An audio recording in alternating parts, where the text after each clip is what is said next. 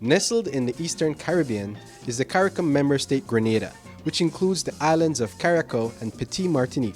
The hills overlook the picturesque Caribbean Sea and blue hues which paint a picture that water is life. Water is the main medium by which climate change influences ecosystem and the livelihood of approximately 110,000 Grenadians, including 4,995 on Carriacou and 900 in Petit Martinique. Rainfall has been the primary source of potable water. However, extreme weather conditions have affected the availability and distribution of rainfall and groundwater, while further deteriorating water quality. A local teacher recalls how bad it got on Petit Martinique.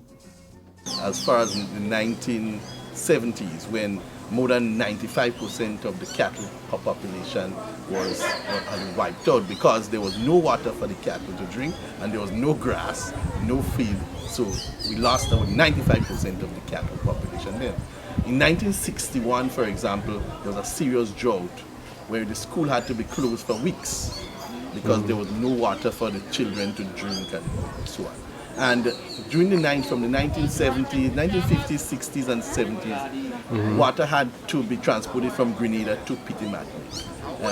Different locally built vessels had to go to Grenada and bring water. And in the distribution of the water, there was many fights and quarrels. 76% of the country's GDP is tied to the service industries, so water management in this growing economy impacts health, production, security, sanitation, energy, and the ever-growing tourism industry. Oh, sweet life-saving water. Water is life. Remember, water is life. Water is life. Water is life. $2.6 million were invested in the islands of Carriacou and Petit Martinique for the people to have potable water. Approximately $1.7 million came from UK DFID. The head of UK DFID's Caribbean office spoke of additional funding for countries in the region, but specifically on her hopes for the people of Grenada. I'm really delighted to be here to support the launch of this partnership and the handing over of these 2 desalination plants, 2 water storage tanks and solar-powered plants to the people of Carriacou. We heard that water is a precious resource from the poem that we just heard, and I really hope that these are well maintained and left as a resource for the future and for future generations so that the benefits can last well into the future. For decades, the people survived primarily by harvesting rainwater and buying water from trucks. It is a new era that will be affordable because of the power generated from the systems, and it will also cut costs to families on the islands. It couldn't be more at a better time than now, because water is so needed at this time. With this plant now, it will assist us in having water more abundant for farming and for other uses. It's very important because you need it every day to drink, to cook and bathe. We have a tank at home, so we collect the water from rain.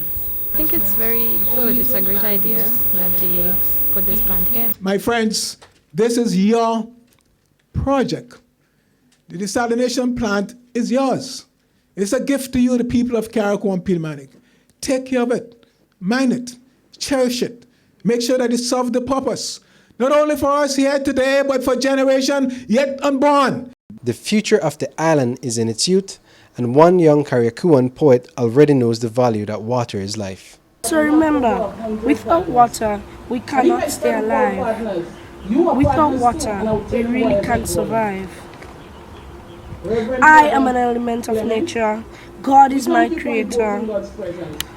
Our gratitude goes out to the 5 seas for providing us with this facility. For we definitely know that Carriacou will never be without water for sure. This was an initiative brought on by partnerships and the involvement of the community. Adaptation to climate change is closely linked to its role in sustainable development. Across the Caribbean Sea in Belize, the villagers in Trio Village are using climate-smart agriculture to address food security and climate change. We do a lot of training in doing agroforestry. So now we are working there, and we first we do prepare our nursery place, no? It's 28 to 30,000 saplings, small plant, no? Yache Conservation Trust approached the Caribbean Community Climate Change Center to assist the villagers with combating threats that were exacerbated by climate-related events. This involved deforestation due to lack of water, insufficient arable land, and forest fires which threatened crops. With $250,000 under the UK DFID program, the 5Cs assisted the partners in attaining land, donating over 30,000 cacao seedlings, and provided technical assistance to grow climate-resilient crops in the concession area. That's a 936-acre concession that we were granted by the Forest Department, and currently we work with 35 farmers, and basically what they're doing there is enhancing their livelihoods, improving their lives as a result of the agroforestry plots that they've been setting up within the agroforestry concession.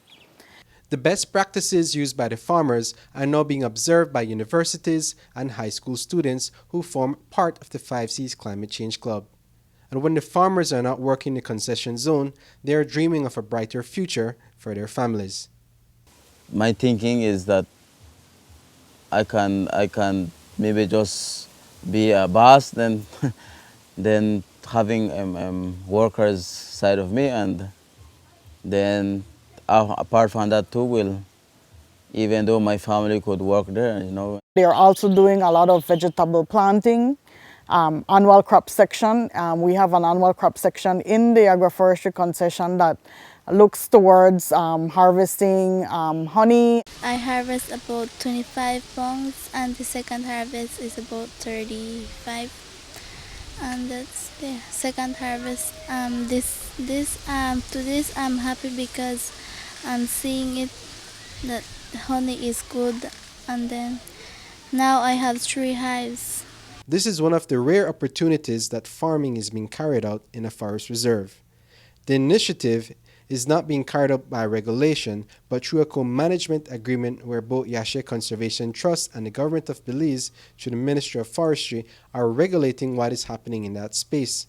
This demonstrates that it's only through partnerships that we can ensure the integrity and sustainability of all resources for the future.